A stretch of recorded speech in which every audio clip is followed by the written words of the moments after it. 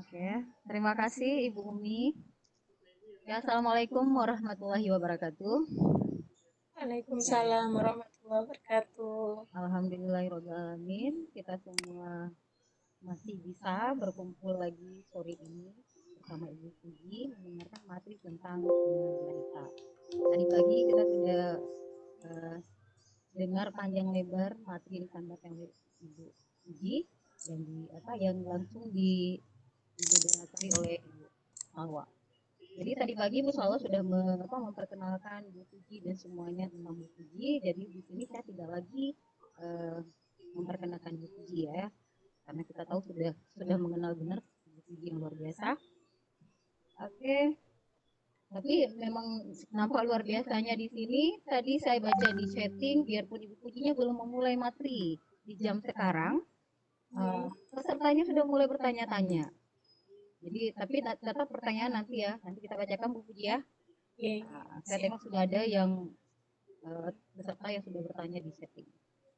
Oke, untuk menyingkatkan waktu, mungkin kita langsung saja mendengarkan Ibu Puji Astuti, Master Psikologis ya. Oke, langsung Ibu dengan materinya strategi PJJ anak hambatan intelektual saat pandemi COVID-19. Oke, silakan Ibu. Siap. Terima kasih Bu Malia Sapriani atas kesempatan dan waktunya. Baik, Bapak Ibu sekalian, mudah-mudahan belum bosan mendengarkan suara cempreng saya. Tetap stay tune ya. Tadi sudah dari pagi sampai siang dan siang lagi harus bertemu dan mendengarkan suara saya lagi. Mudah-mudahan masih semangat dan insya Allah karena Bapak Ibu ini adalah orang luar biasa tetap semangat ya. Jadi tadi saya melanjutkan ya dari yang awal tadi, ini sebenarnya tadi sudah strateginya PJJ seperti apa itu sudah mulai kita bahas dari awal. Nah, sekarang ini di sesi yang kedua saya lebih akan masuk secara spesifik, jadi memberikan contoh. Kenapa? Karena ini nanti berkenaan dengan tugas. Kemarin saya dipesan oleh Pak Putra, Bu, jangan lupa tugas. Oke, siap gitu ya. Jadi Bapak Ibu ada PR habis ini ya, mohon bersabar gitu ya.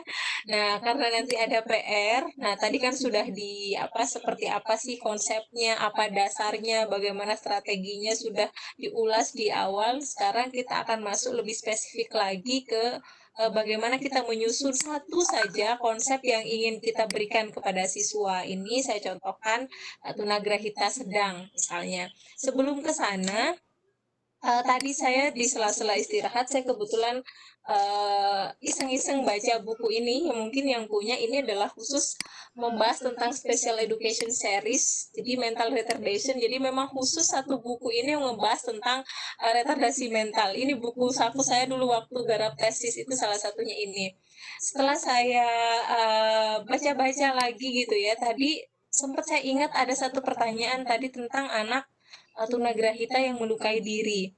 Jadi Bapak Ibu, kalau tadi saya menyarankan memang ada proses pengelolaan emosi, saya tambahkan satu lagi. Berikan satu terapi yang itu berkenaan dengan relaksasi. Ya, jadi bisa dengan yoga, aromaterapi atau musik-musik relaksasi di YouTube itu banyak sekali Bapak Ibu bisa akses. Itu salah satunya karena melukai diri sendiri itu adalah bentuk dari rasa tidak nyaman, rasa sakit dalam diri seorang anak sehingga perlu kita arahkan. Itu mungkin tambahan saja sebelum kita masuk ke berikutnya. Yang kedua, karena ini di tengah pandemi semuanya serba jarak jauh, tadi saya memang menyarankan banyak itu yang berkenaan dengan pembuatan strategi pembelajarannya banyak menggunakan video gitu ya. Karena apa? Salah satu kelebihannya adalah Bapak Ibu bisa mengirimkan itu ya, dan juga tanpa harus ngulang-ngulang. Misalnya nih, kita punya siswa itu kan ada 5 gitu misalnya ya. 5 ini semuanya itu tunagrahita, memahamkan satu orang aja udah satu PR gitu ya, apalagi 5. Nah, bisa kita bayangin kalau misalnya satu persatu itu kita harus tangani sendiri. Nah, lebih baik kita bikinkan satu video demonstrasi mengenai pelajaran atau target materi apa yang diinginkan seperti itu. Nah, itu kalau strategi yang bisa dilakukan. Sekarang kita masuk di sini saya mencontohkan ini sederhana banget Bapak Ibu. Jadi kalau RPP-nya kok kurang ini kurang itu, iya memang saya membuatnya ini satu aja, dua kompetensi saja, yaitu bisa dilakukan dalam satu waktu. Contohnya nanti karena tugasnya itu nanti seperti ini. Pendidikannya di SLBC 1 gitu ya, dia tunagrahita sedang. Tadi kita sudah menjabarkan bahwa yang tunagrahita sedang itu mereka kemampuan untuk memahaminya itu lebih rendah daripada dia yang ringan, sehingga memang membutuhkan satu metode yang itu harus multisensori. Saya tadi bilang ya, kalau instruksinya harus jelas, setidaknya mengandung unsur apa tadi? Satu, verbal. Jadi ada instruksi verbal, ada gestural dengan cara menunjuk, kemudian ada fisikal, membawa dia, mengarahkan dia, dan juga modeling dengan cara mendemonstrasikan cara atau apa yang ingin kita berikan kepada si anak atau pelajaran apa yang ingin kita berikan. Contohnya saya di sini tentang aku dan keluarga ya. Biasanya kan ada tema-tema itu ya, misalnya tubuhku, keluargaku atau apa. Nah, saya bayangkan aja ini adalah aku dan keluarga. Subtemanya apa tentang sarapan pagi. Saya kebetulan di sini pakai modeling ya. Modelingnya kenapa? Karena di modeling itu sejauh ini di penelitian manapun tuh banyak mereka yang menggunakan modeling. Karena apa? Baik itu yang modeling sifatnya video ataupun the real. Jadi harus didemonstrasikan. Karena itu tadi yang awal kita bahas bahwa mereka defisit dalam ingatan, defisit dalam perhatian sehingga dibutuhkan satu metode yang tepat untuk dia gitu ya. Nah, ini anggap aja di pertemuan kedua karena kalau saya ngajar tuh biasanya pertemuan pertama itu perkenalan gitu ya kalau mahasiswa. Jadi anggap aja ini ada pertemuan kedua. Alokasi waktunya saya berikan waktu di sini 2 kali 35 menit. Jadi nggak yang panjang karena apa? Mereka itu defisit atensi ini udah panjang banget sebenarnya bagi mereka. Durasi itu nggak boleh terlalu banyak, lebih baik berulang kali diberikan ya daripada satu materi itu satu waktu itu diberikan banyak materi gitu. Nah, misalnya nih, nah kita itu mungkin salah satunya ingin mengajarkan ajaran agama, misalnya di situ karena ada ucapan salam, misalnya selamat pagi, jawab salam, itu bisa kita demonstrasikan itu dalam bentuk video. Kemudian misalnya mengamati dirinya, lingkungan sekitarnya dengan cara melihat benda-benda yang dia lihat di lingkungannya. Oke, ini masuk kompetensi dasar yang ini. Nah, kebetulan saya di materi ini menginginkan itu kompetensi yang ingin difahami di dalam proses belajar ini adalah mengenal ini harusnya bangun ini ya, lingkaran ya, bangun datar yang itu lingkaran menggunakan benda-benda yang ada di sekitar rumah. Nah, indikatornya nanti menunjukkan, jadi diharapkannya si siswanya nanti bisa menunjukkan mana yang bangun datar yang bentuknya bulat gitu ya, dia bisa nunjukin, harapannya seperti itu. Kemudian menghitung benda-benda yang ada di sekitar rumah yang kaitannya dengan sarapan pagi. Nah, targetnya di sini dia bisa menghitung benda 1 sampai 5. Oh ya sedikit banget Bu, gitu cuma 1 sampai 5 karena sekali lagi dia tunagrahita sedang, jangan banyak-banyak ya. Nanti penuh ya kayak obat, kalau kebanyakan minum obat nanti overdosis gitu ya. Nah, jadi nggak usah banyak-banyak. Ini dulu targetnya. Nah, kemudian selanjutnya apa dia tidak mau? Tujuannya melalui gambar sarapan pagi siswa dapat menjawab pertanyaan gitu ya, tujuannya tentang gambar itu. Jadi nanti saya menggunakan media gambar dalam proses pembelajaran saya dan kemudian nanti dibentuk dalam bentuk video dan videonya ini dikirimkan ke orang tua. Ini bedanya daring sama luring tuh hanya seputar itu. Jadi yang kita ajarkan itu kita videokan, kita syuting gitu ya, jadi artis gitu ya, di syuting. Kemudian nanti hasil syuting kita ini bisa dikirimkan ke orang tua untuk diikuti diikuti dan ditiru oleh anak gitu ya. Kemudian yang kedua, melalui gambar siswa dapat menirukan apa yang ditunjuk oleh guru. Jadi tadi kan gestural tadi ya, ditunjukkan. Kalau misalnya kita ingin mengenalkan ini gambar lingkaran, berarti ditunjukkan mana yang lingkarannya. Nah, kemudian dia belajar berhitung dan juga belajar tentang bentuk. Ini misalnya tujuannya gitu. Kenapa sih Bapak Ibu perlu kita buat sespesifik dan serinci ini? Sebenarnya kalau pada anak tunagrahita itu semakin rinci, semakin detail, semakin sederhana itu semakin bagus. Karena apa? Mereka lebih mudah memahami kayak gitu. Jadi kalau mau menyusun itu semakin rinci, semakin sederhana, semakin spesifik itu semakin bagus. Kayak gitu. Kemudian materinya ini memahami gambar, mengenal bentuk bangun lingkaran ya, bangun datar ya, belum bangun ruang, kita masih lingkaran aja belum bola gitu ya. Kemudian menghitung jumlah gambar. Ini modeling. Oke. Nah, ini yang mungkin akan agak saya bahas gitu ya. Jadi di pendahuluan. Nah, misalnya nih di pendahuluan. Sebelum kita, misalnya kalau daring ya, sebelum kita memulai proses belajar, dipastikan sudah berkoordinasi dengan orang tua bahwa jam sekian sampai jam sekian Ananda akan belajar tentang apa. Orang tua terlebih dahulu harus dikondisikan sehingga satu yang harus terpenuhi, pastikan anak sudah istirahat dengan cukup, atau pastikan anak sudah makan, atau pastikan anak tidak ada kegiatan lain di jam itu, misalnya dia waktunya bermain atau apa gitu ya. Misalnya kalau di rumah itu kan kadang suka beda gitu kalau belajar di rumah dengan di sekolah. Kalau di sekolah pakai seragam kita datang, oke, saya sekolah. Tapi kalau di rumah, teman-teman yang terbiasa selama ini rumah itu adalah tempat bermain, jadinya mau main aja pagi, siang, sore, malam gitu ya. Fungsinya apa? Berkoordinasi dengan orang tua, mempersiapkan, memberitahu pada anak. Nanti kalau sudah jarum jamnya itu ada di sini, bentuknya begini, ya misalnya satunya di 12, satunya di mana, misalnya kita nanti akan belajar bersama Bu Guru, misalnya seperti itu.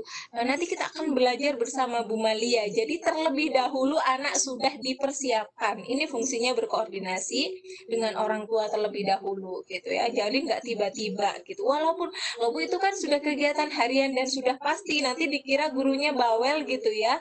Iya, orang tua harus tetap diingatkan gitu ya, karena mereka ini memang spesial gitu ya. Kita harus memperlakukan mereka juga dengan spesial gitu. Kemudian guru membimbing doa. Oke, ini ya, kalau sudah siap kita akan memulai.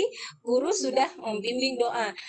Nah, sebelum berdoa kita tunjukin tuh, anak-anak, marilah kita berdoa. Doanya seperti apa? Dicontohin, itu bisa didemonstrasikan menggunakan video.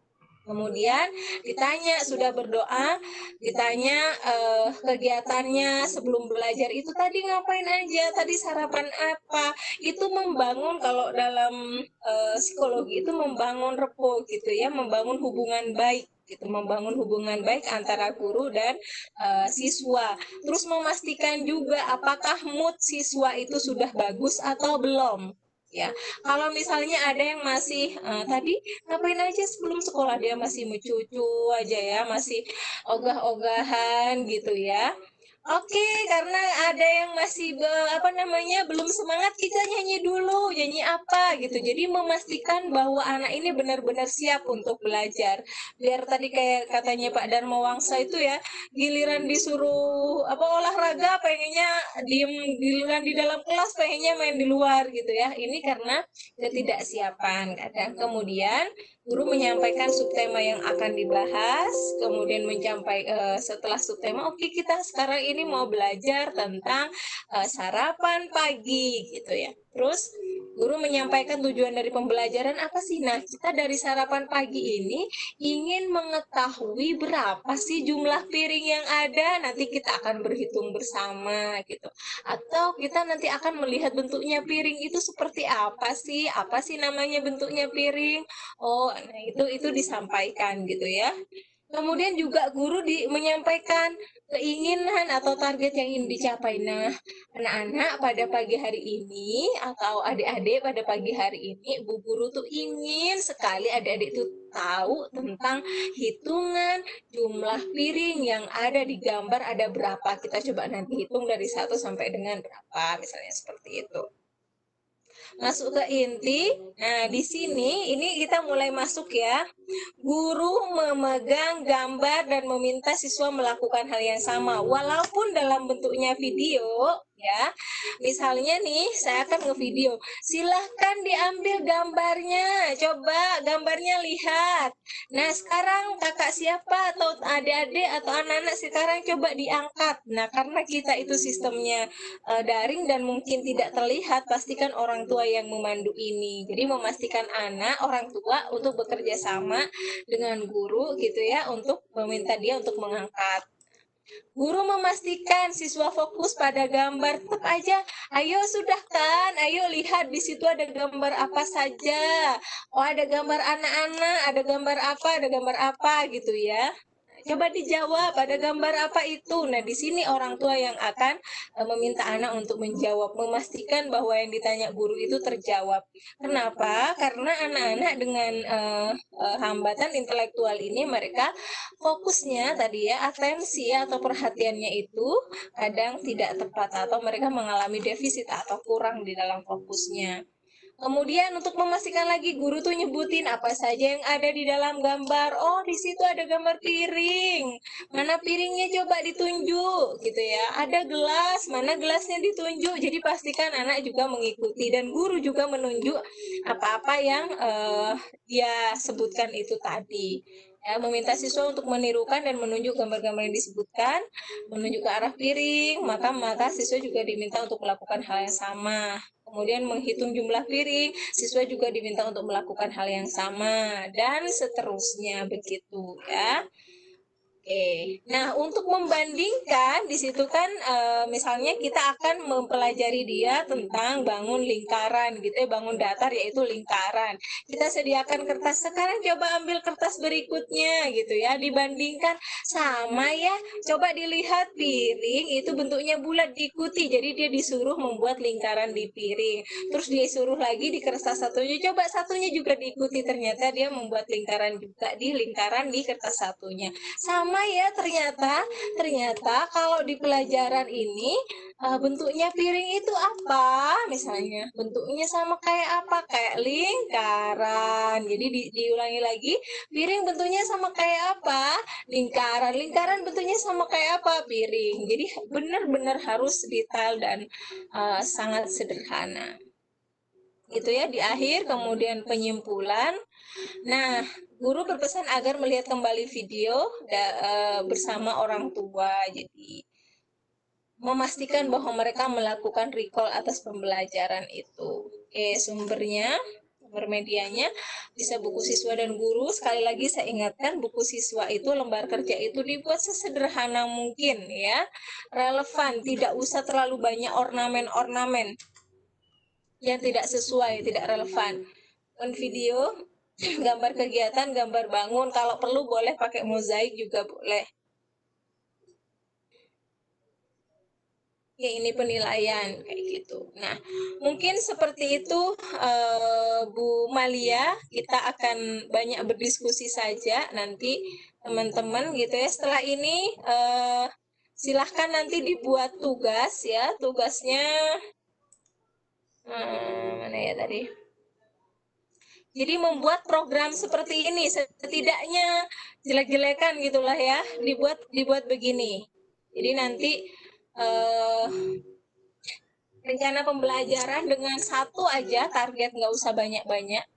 Satu apa sih yang ingin di apa namanya di yang menjadi target atau materi apa, misalnya memakai baju boleh, bantu diri menyisir rambut misalnya, sikat gigi boleh. Metodenya terserah Bapak Ibu, tadi yang sudah saya sebutkan bisa pakai modeling dengan mencontohkan secara langsung maupun dengan video, bisa juga dengan tekniknya misalnya tadi pakai dia gesturing aja, tapi lebih baik juga kalau pakai itu lebih diarahkan ke multisensori. Saya berharap sih nanti Bapak Ibu banyak yang menggunakan yang multisensori gitu ya, agar lebih mudah dipahami sama oleh teman-teman atau anak-anak yang sedang mengalami tunagrahita. Mungkin begitu Bu Melia, Bu Malia, terima kasih. Kita lanjutkan dengan sesi tanya jawab aja. Oke, baik Bu Puji, terima kasih banyak. Menarik sekali. Tadi lebih ke paparan cara menyiapkan sebuah RPP Bu ya. Oke. Oke, oke teman-teman, Bapak Ibu guru serta peserta sudah hadir di ruangan ya di forum ini. Silakan membuat pertanyaan. Kalau ingin mengajukan pertanyaan seperti tadi, boleh tunjuk tangan atau raise hand, mengklik raise hand-nya, atau juga boleh mengetik di ruang chat. Nanti akan saya bantu baca. Ya, jadi untuk sementara kita lihat di ruang ini ada yang mengangkat tangan 4 orang ya. 4 orang. Siapa dulu Bu? Mau siapa dulu? Saya nyalakan mic-nya. Oke boleh, kita mulai dari atas dulu. Bumi. Iya baik, dari Bu Misrawati. Oke, selamat siang Ibu. Halo Bu Misrawati. Halo Bu Mungkin Misrawati. mungkin kepencet. Terus sebenarnya dari tadi ya, dari pertama Iya. Iya. bergabung kayak tangannya main diangkat aja tuh. Oke, Mungkin kita ke lanjut. Bu Ulia, Bu Ulia Kita dulu. lanjut ke Bu Ulia. Halo, Silakan. Assalamualaikum Bu Ulia. Apakah Ibu ada di tempat? Standby di tempat Bu? Halo Bu Ulia. Mungkin masih di dapur. Sambil dengar ya, sambil dengar jalan-jalan. Ke Bu Nur Afni. Halo Bu. Halo Bu. Masih belum standby juga ke Bu Laini. Bu Laini. Halo. Halo Ibu. Mungkin di sesi chat dulu saja Bu. Ini yang resen masih belum standby. Iya, oke. Kita lihat di ruang chat. Oke, sudah ada beberapa pertanyaan.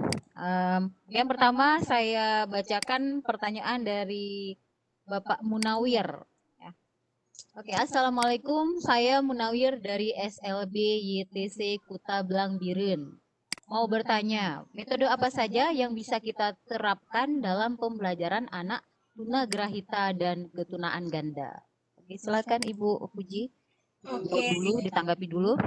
Baik, terima kasih Pak Munawir. Saya pikir Kuta Bali, ternyata di Biren juga ada Kuta. Iya, ada nama kampung Kuta Biren namanya. Baik, kayaknya saya butuh liburan ingat Bali.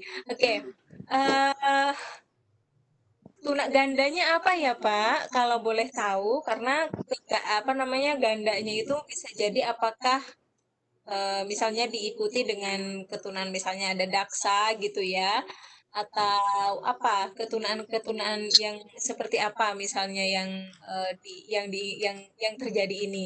Kalau secara umum ya memang kita dalam proses memberikan intervensi atau membuat strategi atau metode pembelajaran itu tetap harus disesuaikan dengan kondisi Ananda seperti apa gitu ya. Kalau satu aja dulu yang ditentukan, dia tunagrahitanya ringan, sedang, atau berat. Itu satu, jadi harus diketahui dulu. Yang kedua, gandanya ini di apa? Saya pernah ada klien gitu ya, dia itu retardasi mental atau tunagrahita sedang diikuti juga dengan tunadaksa. Jadi kakinya tidak berfungsi gitu ya. Jadi harus menggunakan kursi. Nah, seperti itu. Berarti apa yang harus di bagaimana atau proses pembelajarannya seperti apa? Maka karena dia ada keterbatasan di kaki, kita tidak mungkin untuk memberikan metode yang membuat dia harus berdiri dan berjalan gitu ya. Tapi metode kalau yang saya sarankan adalah tetap Bapak kalau ini kaitannya dengan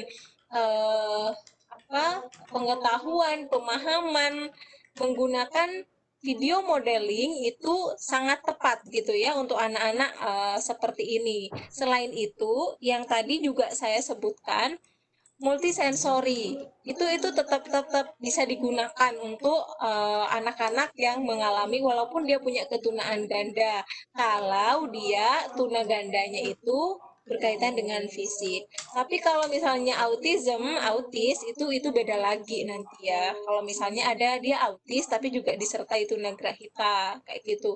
Itu beda lagi nanti prosesnya. Tergantung juga apakah autisnya itu tinggi, sedang atau berat dan lain sebagainya. Jadi perlu benar-benar asesmen atau yang saya bilang di awal tadi, program yang sifatnya individual. Kalau tunah ganda itu kita benar-benar membutuhkan yang benar-benar sesuai dengan anak itu. Caranya ya kita memang harus melakukan asesmen secara lebih mendalam pada anak itu. Fungsi-fungsinya, biar kita tahu metode apa yang akan digunakan. Yang pertama, apakah dia bantu dirinya sudah baik atau belum? Nah, kalau belum ya, maka kita itu yang harus dimulai dulu. Dengan cara metodenya apa tadi? Itu instruksi yang sistematis. Ada instruksi secara verbal, kemudian ada fisikal, kita menuntun dan membantu dia untuk menggerakkan. Misalnya kalau kita ajarkan untuk pakai baju, ya udah kita benar-benar harus menuntun tangannya dia pakai kemana dan lain sebagainya. Jadi bisa dilakukan dengan cara seperti itu. Begitu Pak Munawir dari Kuta. Kalau bisa saya disebutin tuna gandanya apa gitu. Semoga Pak Munawir masih mendengar Bu ya, Pak ya. Tadi Bu Fuji sudah menjelaskan karena Pak Munawir ini luar biasa Bu. Dia si bapaknya mulai mengerti pertanyaan sejak Ibu belum tampil.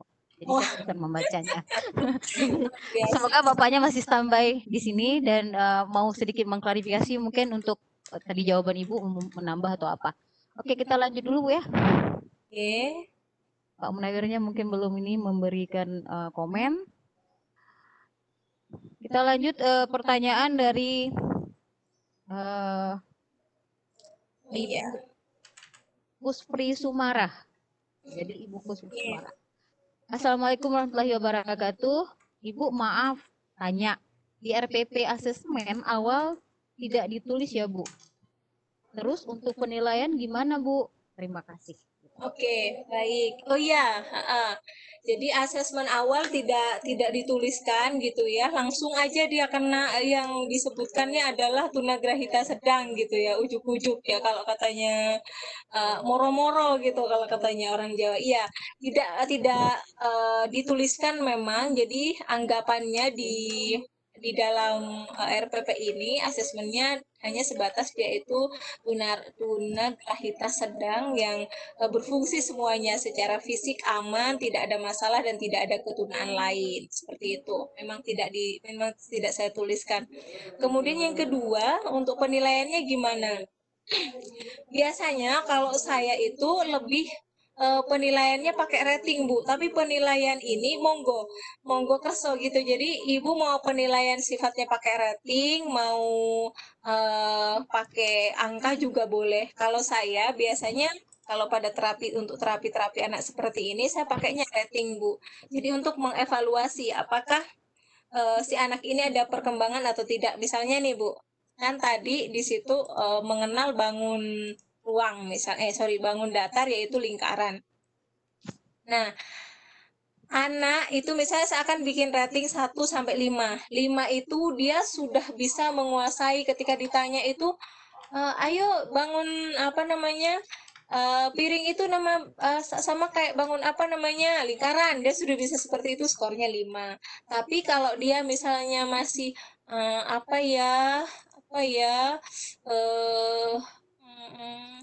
lupa itu loh, tapi dia bisa menggambarkan pakai tangan, tapi nggak bisa nyebutin apa istilahnya. Nah itu masih bisa di skor 4. Kemudian ketiga, dia bisa kayak itu loh, bingung, tapi aku tahu, tapi dia tidak bisa menggambarkan dari jarinya, itu masih skor 3. Yang kedua, bentar, aku ingat-ingat. dia ada usaha gitu Bu untuk mengingat-ingat itu saya bisa skor 2. Kalau 1 ya memang dia nggak bisa sama sekali. Nah, saya biasanya pakai peratingan seperti ini. Kalau pakai peratingan itu enaknya itu gini, kita jadi tahu oh si A misalnya si Fuji nih. Fuji ini awalnya dia di hari pertama misalnya kita seminggu targetnya itu aja ya. Jadi di hari pertama dia ditanya itu tentang bangun itu dia masih di skornya 1. Di hari berikutnya dia sudah 2. Di skor berikutnya dia sudah 3 dan 4. Jadi kita bisa melihat perubahan. Jadi siklus atau diagram dari per anak itu lebih kelihatan daripada sekedar angka. Kalau saya biasanya begitu Bu, tapi memang skala 1, 2 sampai dengan 5 itu harus benar-benar kita artikan. Siapa yang membuat definisi atau arti itu ya bisa kita bikin sendiri sesuai dengan target dan capaian dari pembelajaran yang kita mau ajarkan. Begitu. Oke. Kebetulan Bu, Pak Munawirnya sudah menanggapi. Saya baca Bu ya. Oh iya iya. Pak Munawir. Iya Bu, terima kasih. Tuna ganda grahita sama daksa Bu. Ada lotion juga Bu. Oh kasihannya ada low vision Anak kami juga di di sekolahnya. Anaknya berada di sekolahnya. Oke, silakan Bu. Luar biasa ya. Nah, ini sudah tunadaksa gitu ya. Low vision juga kan, kalau low vision memang kita tidak bisa menggunakan terlalu banyak visual karena kan dia juga nggak melihat. Maka yang paling banyak metodenya audio sama physical, Pak. Jadi diarahkan dengan audio, suara gitu ya, bisa dengan rekaman. Kemudian kita bisa pakai physical, jadi diarahkan dengan mengarahkan tangannya atau apa bagian badan yang ke arah mana, seperti itu. Karena dia ada low vision juga. Kalau low vision ya kesulitan kalau tetap dia nggak bisa maksudnya kesulitan untuk melihat secara visual, maka ya harus kita maksimalkan dan optimalkan adalah di audionya sama fisikalnya. Karena kalau kita gestur juga kan kita mau nunjuk apa, kita mau ngasih tahu apa. Sama ini Pak, sama peraba, indera perabanya.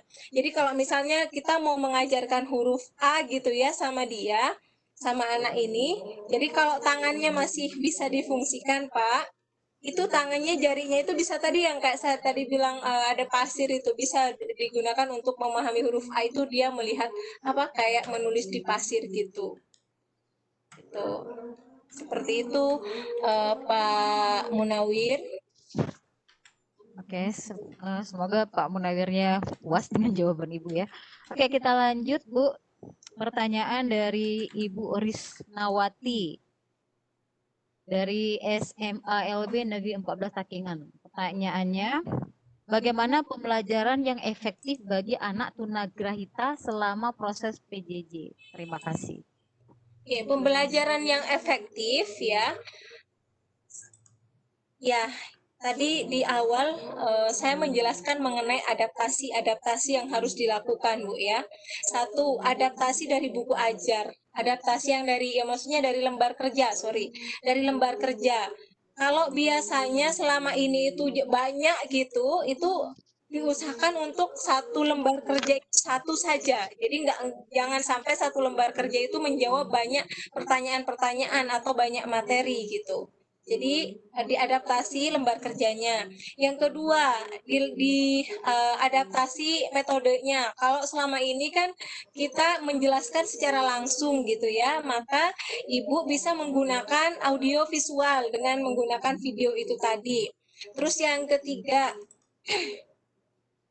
kita tetap membuat evaluasi. Jadi evaluasinya itu kita berikan di kita sama di orang tua. Jadi ada kerjasama antara orang tua dan anak ya. Jadi orang tua melaporkan sama sih kalau misalnya Bapak Ibu yang punya anak mungkin yang sedang sekolah sekarang itu kan gitu ya. Orang gurunya, Assalamualaikum Bunda, Bunda gini-gini. Nah itu kan orang tua sama. Jadi orang tua juga diharapkan untuk memberikan progress report atau evaluasi kaitannya dengan kegiatan Ananda di rumah. Dan yang keempat, memastikan bahwa ada jadwal gitu ya. Jadi misalnya nih, walaupun belajar di rumah, orang tua dan guru juga menyepakati adanya jadwal. Misalnya jam berapa sampai jam berapa itu disepakati kegiatannya apa, jam berapa sampai jam berapa itu disepakati kegiatannya apa, dan guru bisa mengirimkan apa namanya, syukur-syukur alhamdulillahnya kalau misalnya orang tuanya memiliki alat yang optimal gitu ya Bu ya, misalnya gadget atau alat komunikasi yang bisa di situ share video ya, pakai pakai video demonstrasi aja Bu Risnawati gitu. Jadi kalau misalnya siswanya itu banyak, jadi Bu Risna cukup memberikan satu men-shoot satu video demonstrasi tentang pelajaran yang ingin diajarkan, kemudian itu bisa di-share ke beberapa siswa seperti itu. Itu Bu Risnawati. Oke, baik Bu, saya lanjutkan Bu ya. Langsung aja, semoga Bu Risna mendengar semua uraian yang Ibu sampaikan. Oke, kita lanjut ke Ibu Lilia Safni Anita. Ya, Assalamualaikum warahmatullahi wabarakatuh. Saya Ibu Lilia Safni Anita, SPD dari SLB Negeri Kota Langsa. Bagaimana cara kita memberikan pemahaman kepada orang tua yang memiliki anak tunagrahita sedang, tetapi menuntut agar anaknya bisa Kolstum. Kolstum. Oh, menuntut biar bisa calistung gitu ya Bu ya. Calistung ya, calistung. Ini nih emang sedang ya Bu ya, padahal tunagrahitanya. Tapi begini Bu caranya. Ini cara yang beberapa efektif pakai pihak ketiga. Ini cara simple sebenarnya, cara yang paling praktis ya. Oke, pihak ketiga langsung aja diundangkan profesional Bu. Ini diagnosanya gitu ya, kayak kita datang ke dokter itu kan, kalau dokter yang mendiagnosa akan lebih paham kayak gitu. Jadi sebenarnya orang tua itu kadang bukan apa ya, sudah tahu bahwa anaknya itu punya keterbatasan terkadang. Cuma gitu ya, karena ada penyangkalan gitu, namanya semua orang tua di dunia ini itu kan pengen melahirkan anak-anak yang baik-baik saja, yang normal, tidak ada kekurangan, harapannya seperti itu. Atau kalaupun punya kekurangan yang tidak nemen-nemen gitu ya, nggak terlalu berat misalnya. Gimana cara memberikan pemahaman? Satu, setiap kali ada pertemuan keluarga, itu bisa ibu menghadirkan misalnya kepala sekolah sosialisasi tentang edukasi tunagrahita itu ada apa saja, cirinya apa saja, itu bisa diselipkan ibu.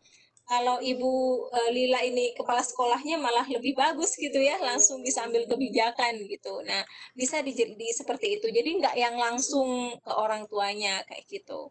Jadi bisa kita selipkan di acara-acara pertemuan orang tua dan lain sebagainya.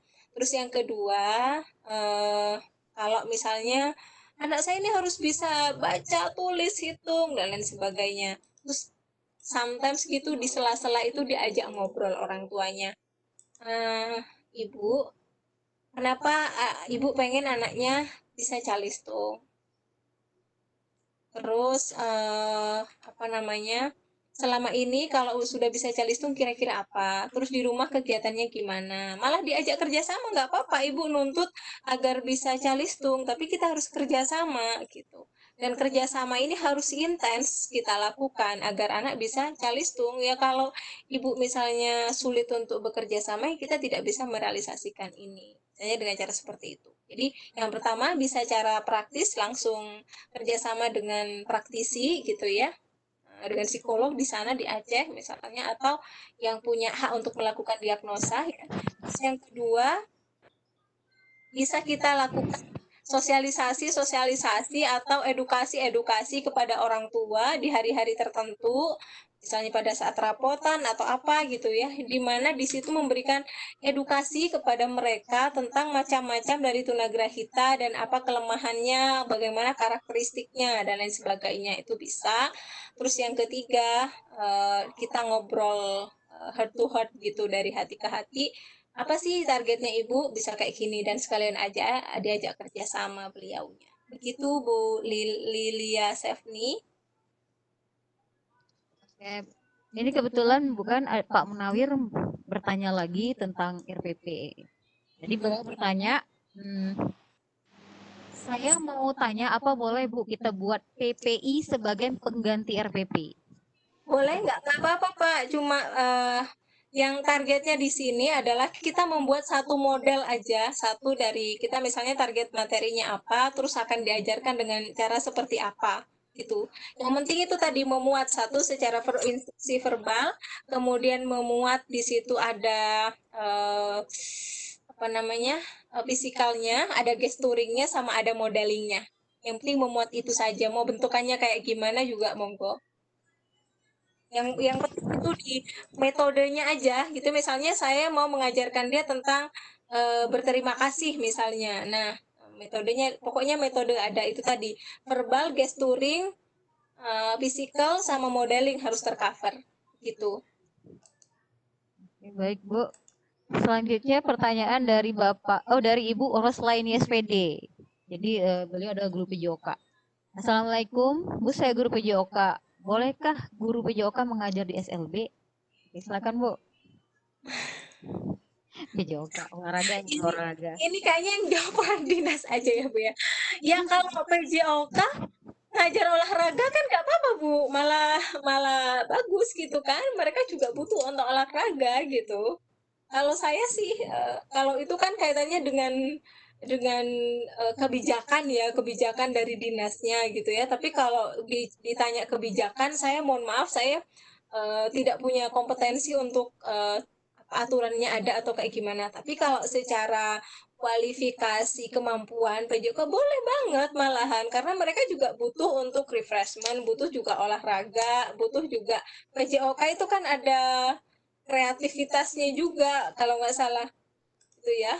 Jadi nggak apa-apa kalau ditanya kalau secara ininya. Justru mereka juga butuh memang untuk gerakan itu ya butuh sama seperti kita pada umumnya gitu ya. Butuh juga olahraga, apalagi mereka di anak-anak yang fase-fase pertumbuhan gitu. Begitu Bu Roslaini. Tapi kalau kebijakan, saya mohon maaf saya tidak bisa menjawab ya Bu ya, kaitannya ini mungkin setiap dinas memiliki apa namanya regulasinya masing-masing seperti itu. Oke, baik Bu. Kita lanjut ke Ibu Anggi Asti. Ibu Anggi Asti. SDLBN Kebayakan Takengon.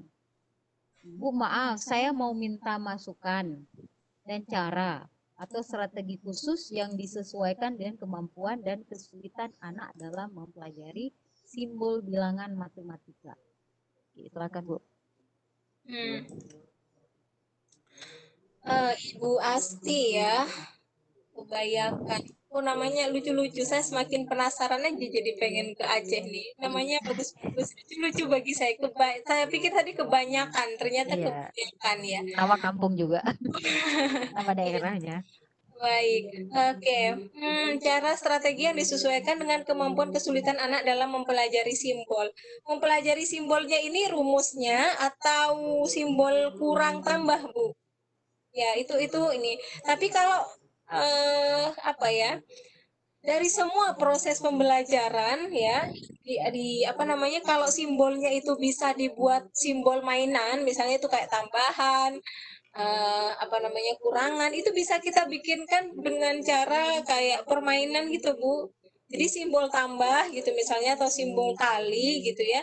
Jadi kalau kamu ketemu model bentukan silang begini sambil anak disuruh pegang, ya misalnya kalau perkalian ya, nah itu akan seperti apa gitu ya. Jadi kalau metode pembelajaran bagi anak tunagrahita itu, mau apapun yang dipelajari adalah gunakan sensori apa namanya, alat indera mereka semaksimal mungkin. Semakin semuanya digunakan itu semakin bagus gitu ya. Jadi dia melihat simbol itu, dia mendengar nama simbol itu, dia mengucapkan simbol itu, dan juga meraba pakai simbol yang 3 dimensi. Itu biasanya bagus gitu ya untuk mempercepat pemahaman pada anak gitu ya. Beberapa penelitian memang menyarankan pakainya multisensori gitu, atau dianalogikan dengan misalnya huruf K itu dengan kuda kayak gitu ya. Kalau B bangau misalnya, atau apalah nama-nama yang sesuai dengan apa namanya, yang benda-benda atau barang-barang yang ada di sekitar mereka seperti itu. Oke, saya lanjut Bu ya. Ibu, mungkin kita sesi tanya jawab langsung dulu. Ini banyak yang mengangkat. Saya dari bawah ya, Miss Ran. Ini Bapak Ibu ya, saya minta maaf. Halo. Oh ya, ada yang nambah. Halo. Ya, Bapak silakan Bapak. Assalamualaikum. Waalaikumsalam. Silakan Bapak. Mau tanya nih Bu, sebenarnya kan yang mau kita tanyakan di sesi pertama tadi, tapi nggak ada kesempatan kayaknya tadi itu. Oke, dilanjut ya Pak, silakan. Ya, gini kita mau tanya, kita sering mendapat keluhan di sekolah. Saya mengajar di SLB Negeri Melabu, Aceh. Melabu. Ya, mau tanya Bu Astuti, sering yang kita dapatkan masalah di dalam lokal itu kedapatan kebiasaan seperti sekarang ini kan ada murid baru, kebetulan saya di kelas 1 gitu. Nah, yang menjadi pertanyaannya adalah bagaimana cara kita mengajarkan pada anak yang anak itu memiliki keturunan lebih daripada satu. Misal ia memiliki tunagrahita dengan tunarungu. Nah, itu bagaimana pola pengajarannya yang lebih tepat untuk mereka, untuk si dia itu, Bu. Terima kasih. Ya, Assalamualaikum warahmatullahi wabarakatuh. Waalaikumsalam warahmatullahi wabarakatuh. Terima kasih Pak Misran. Silakan Bunda Puji. Oke, baik. Terima kasih Pak Misran. Wah, ini ya ada 2 ketunaan ya. Tunarungu gitu yang benar-benar nggak bisa dengar ya Pak ya. Nah, karena di sini dia artinya satu alat indera yang itu kaitannya dalam menyerap informasi itu tidak bisa berfungsi ya, maka kita maksimalkan yang sudah ada yang bisa difungsikan Pak. Apa berarti banyak di visual gitu ya, banyak di visual dan fisikal itu tadi Pak. Jadi kalau kita mau meminta apa, kita yang misalnya tadi ya, ambillah tolong ambilkan buku, misalnya kita kan pakai, kalau misalnya ada pakai bahasa isyarat gitu ya, atau misalnya tolong ambilkan buku, kitanya ya yang memapah tangan dia ya, kita pegang nih tangannya untuk ngambil buku, kemudian kita letakkan di mana, itu namanya yang tadi yang saya bilang fisikal. Jadi memapah gitu ya tangannya ke arah mana. Atau ketika kita misalnya mengajarkan dia untuk bisa cuci tangan, misalnya cuci tangan sendiri gitu ya, berarti kita ya visualnya, yuk satu misalnya pelan-pelan kerannya dibuka, terus dia suruh ngikutin dulu kerannya dibuka, terus kasih jempol, bagus gitu ya. Habis kerannya dibuka, tangan satunya ditadahin gitu, terus dia suruh juga ditadahin tangannya gitu, terus kita kasih jempol lagi gitu ya, begitu terus step-stepnya. Jadi yang difungsikan adalah alat indera yang tidak mengalami ketunaan. Begitu Bapak Misran, itu salah satu contohnya saja. Oke, jadi dibimbing terus anaknya Bu ya. Oke, kita Pak Misra mungkin gimana? Bisa dibuka Ibu itu? Oh ya, sebentar. Bapak, halo Bapak. Bapak sudah puas atau bagaimana? Mau nambah? Maaf Bu, begini Bu, pertanyaan saya tadi, bagaimana kita menangani anak yang memiliki 2 ketunaan? Apakah kita harus menjerumuskan kita ke dia tunarungu dulu atau ke tunagrahita dulu gitu? Seorang anak menjuruskan gitu Pak. Oke, apa satu-satu dulu apa sekaligus gitu Pak ya? Oke. Ya. Betul. Maksudnya berarti menjuruskan ya Pak ya? Oh, apakah ya, kita diarahkan ke tunarungunya saja Pak? Karena itu yang ini. Tapi nanti mendapat catatan khusus. Jadi kan ada catatan khusus gitu ya. Tapi biasanya kan ada memang yang kelas-kelas yang khusus ada yang ada gandanya kayak gitu. Kalau misal itu benar-benar kalau yang tunagrahitanya ini saya Down syndrome gitu misalnya Pak, yang kelihatan langsung gitu ya, yang kelihatan kelihatan kalau nggak pakai ini biasanya Down syndrome gitu ya, ya diarahkan ke yang kerunguannya dulu karena itu adalah sumber informasinya. Kalau saran saya seperti itu sih. Tapi tetap ada catatan ya Pak. Jadi ada catatan bahwa selain dia juga punya tunarungu, dia juga punya apa namanya tunagrahita begitu. Ya, Oke, oke. gimana, Oke, Pak? Bu, makasih. Baik, Sama. terima kasih Pak Misran. Oke, Ya, kita makasih, Bu. lanjut ke Bu Nur Afni. Tadi Ya, silakan, Bu. sepertinya ada yang bertanya memang. Silakan Iya. Bu Afni. Kenapa ini? Bu Nur Afni. Puan. Iya, silakan Ibu.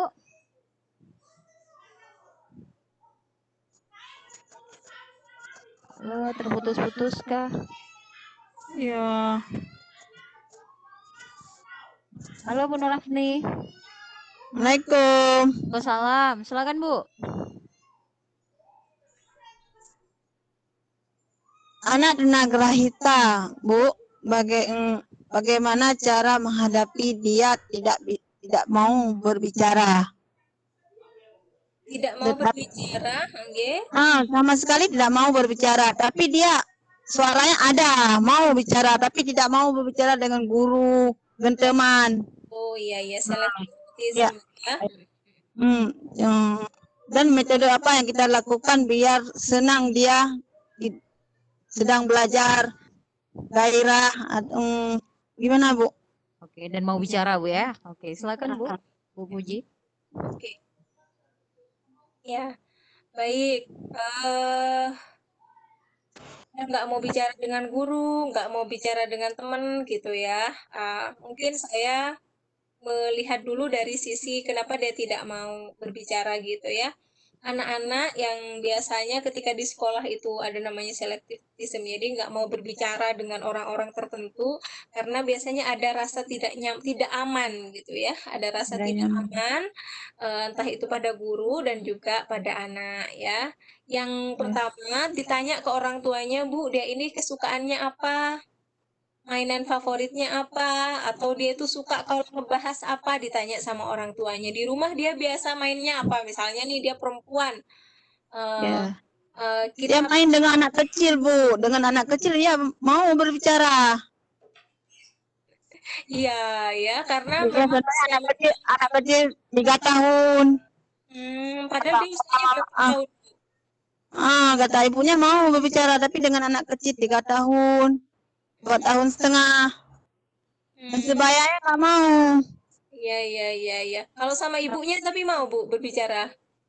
Tetap nggak mau juga dibilang sama ibunya. Oh, maunya sama anak kecil gitu ya? Ya, ini sama anak kecil. Udah berapa tahun, kayaknya udah lama, udah hampir 5 tahun pun sekolah nggak mau bicara sama sekali. Kemarin saya bawa anak umurnya 3 tahun lah. Sama anak saya baru bicara 2 tahun saya ngajar nggak pernah bicara, itu baru saya dengar suaranya, Bu. Iya ya, baik ya. Oke, Bu. Dia malah suka gitu ya. Berarti besok Bu iniin, dipancing, dibisikin. Jadi sama anaknya ibu itu disuruh tanya, kenapa kamu nggak mau bicara sama orang besar gitu? Ditanya Bu. Jadi asesmennya pakai perantara nih gitu ya. Pakai anak itu yang kecil itu tadi gitu ya. Karena memang pada anak retardasi mental atau tunagrahita itu Bu, dia itu biasanya memiliki usia itu yang berada di bawah usia kronologinya tadi yang saya sebutkan ya. Misalnya ya dia usianya itu 7 tahun, bisa jadi usia mentalnya dia itu sama dengan anak usia 2 tahun, sama dengan anak usia 3 tahun gitu. Jadi walaupun badannya sudah besar tuh, tapi dalemannya itu Bu, dalamnya itu ya, ibaratnya kalau komputer tuh memorinya itu masih seusia anak kecil gitu. Nah, itu bisa dijadikan itu Bu, dijadikan sebagai cara untuk bertanya. Besok kalau ada anak 3 tahun tanya coba sama kakaknya, kenapa katanya nggak mau ngomong dengan orang yang lebih besar. Dari situ kita nanti akan cari masalahnya apa. Apakah dia malu atau tidak nyaman atau bagaimana. Itu yang pertama. Yang kedua, di rumah dia suka main apa? Oh Elsa gitu ya, Putri apa gitu ya. Nah, itu dijadikan sebagai media, Bu. Misalnya sebut aja, misalnya ibu pura-puranya jadi Elsa gitu, mau ngomong sama dia. Jadi Putri Salju di mana gitu, pura-puranya mau ngomong sama dia. Jadi kitanya yang harus jadi anak kecil sekali sesuai dengan usia mentalnya dia. Dan lebih baik Bu jika ini ada pemeriksaan secara psikologis untuk melihat usia mentalnya dia berada di usia berapa, sekaligus biar melihat juga apa yang apa sebenarnya yang ada di dalam dirinya, apa karena memang kondisi mentalnya saja, apa usia mentalnya saja, atau karena dia memang ada hambatan yang lain, begitu Ibu. Ya, makasih Bu.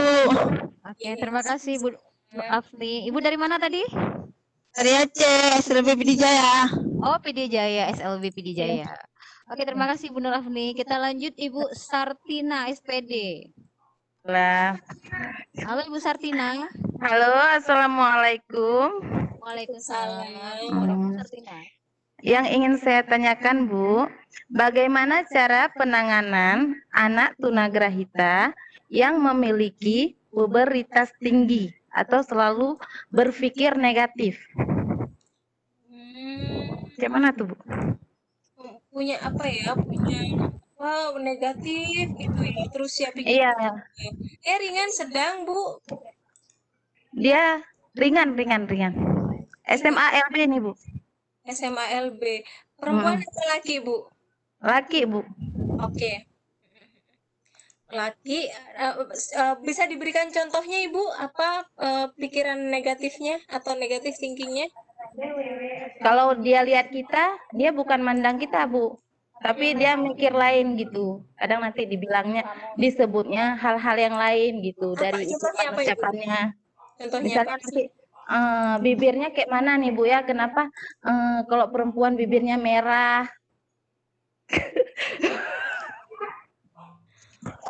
Kayak gitulah Bu. Pokoknya bentuk-bentuk fisik perempuan itu sering disebut-sebut.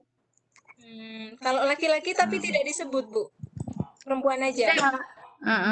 Oh, kayaknya dia pubertas ya Bu ya? Iya, kayak mana tuh Bu cara menanganinya? Iya, ya dia pubertas Bu. Jadi diajari, ini guru laki-laki Bu yang harus berperan. Gimana caranya mengendalikan itu? Diajarinnya sama guru laki-laki nanti. Gitu.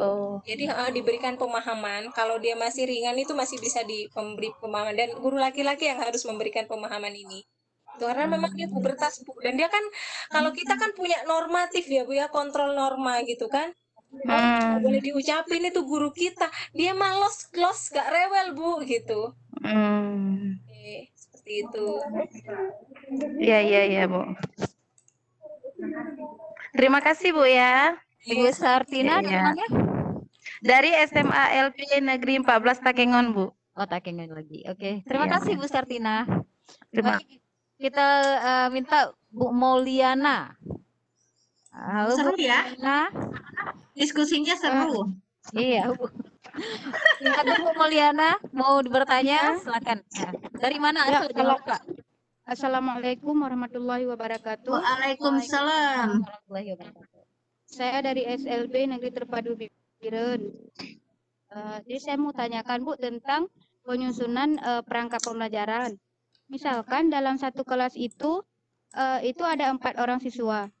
Di antara 4 siswa tersebut kan beda-beda tingkatannya. Ada yang tunagrahita rendah, sedang, dan sangat-sangat rendah. Kemudian dalam menyusun RPP kita menggunakan lebih dari satu metode karena kita anggap atau kita lihat antara satu siswa dengan siswa yang lain berbeda. Jadi cocok untuk si A metode ini, cocok untuk si B metode ini. Jadi ada 4 siswa itu berbeda. Bisa tidak dalam menyusun RPP tersebut kita gunakan 4 metode? Boleh. Terima kasih. Boleh, nggak apa-apa. Karena memang bervariasi ya Bu ya, nggak apa-apa. Oh, berarti tidak khusus hanya satu metode tidak Bu ya? Nggak apa-apa. Lebih dari satu boleh. Ya, terima kasih Bu. Oke, berarti sekarang ya raise hand-nya sudah habis ya. Raise hand-nya habis, tinggal di chat. Kita sampai jam berapa ya? Oh ya, kita selesai sesi ini sampai jam 3. Berarti 3 menit lagi. Oh iya benar. Gak kerasa Bu Puji, seru banget. Bu Puji asik sekali cerita Ibu. Saya aja moderator ini benar-benar fokus benar sama cerita Ibu. Jadi lupa kan baca chat yang lain. Iya. Luar Baik, biasa. mungkin closing statement dari Bu Puji karena 3 menit lagi. Itulah, padahal masih banyak loh pertanyaannya, tapi nggak apa-apa.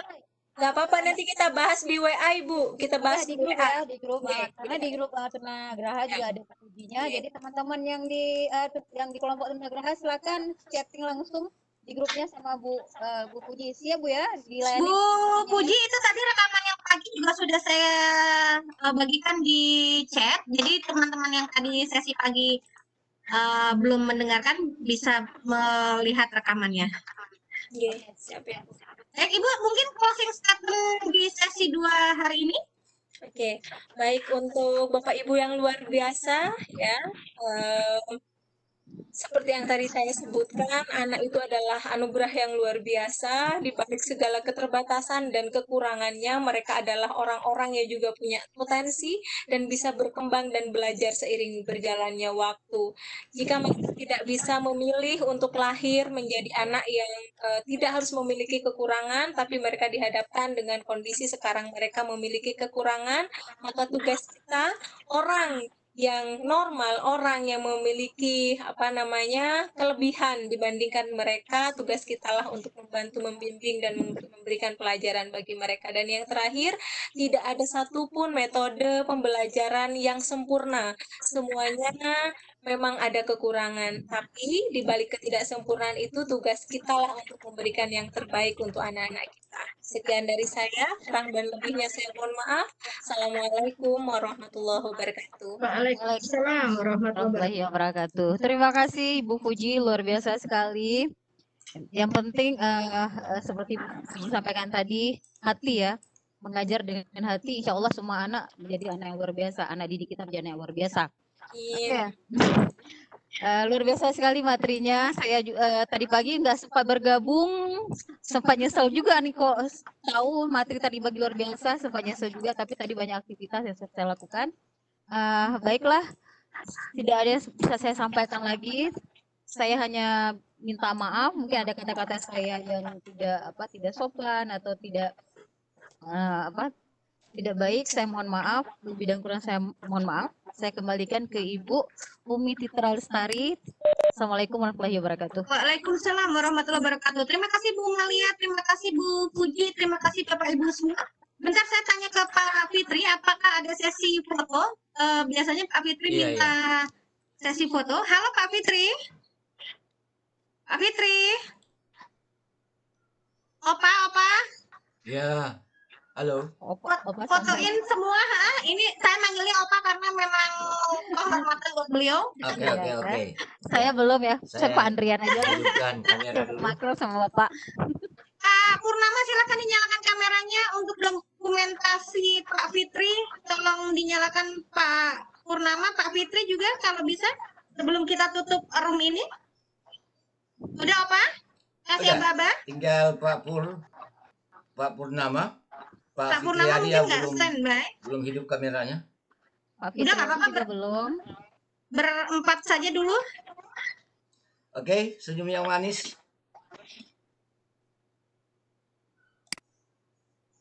Oke, don't move.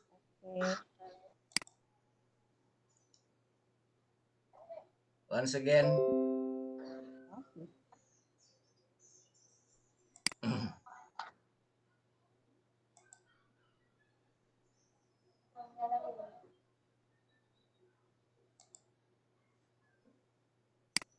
Iya.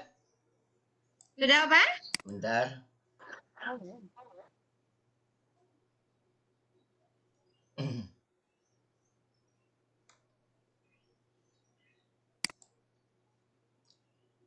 Oke, satu kali lagi. Ya, boleh.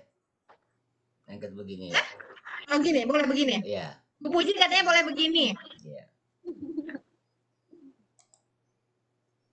Udah apa pegel nih? Nanti dipijit.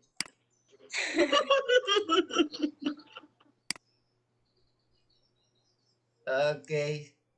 Baik, terima kasih Ibu Malia, terima kasih Bu Puji, terima kasih Bapak Ibu semua.